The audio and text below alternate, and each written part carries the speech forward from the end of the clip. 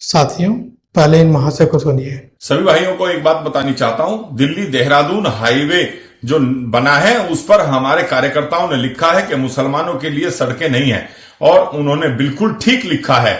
आपको ये जानकारी होनी चाहिए कि इस देश में कितने प्रतिशत मुसलमान हैं और कितना वो टैक्स दे रहे हैं।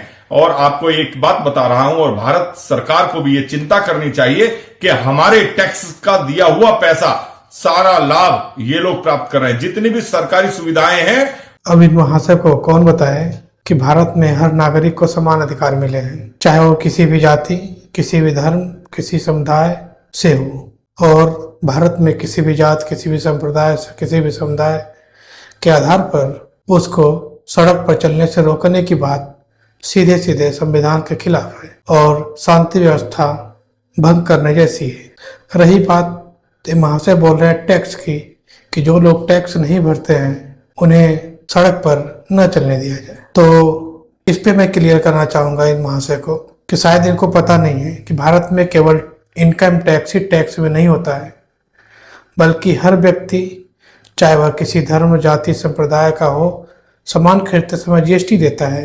पेट्रोल, डीजल, मोबाइल रिचार्ज, कपड़े और दैनिक जीवन में उपयोग होने वाले सामानों पर हर जगह अप्रत्यक्ष रूप से टैक्स देता है। यानी जो टैक्स नहीं देते वाली बात है वह अधूरी है और गलत है। फिर भी इन महाशय को पता होना चाहिए कि भारत धर्म के आधार पर नहीं बल्कि नागरिकता के आधार पर चलता है।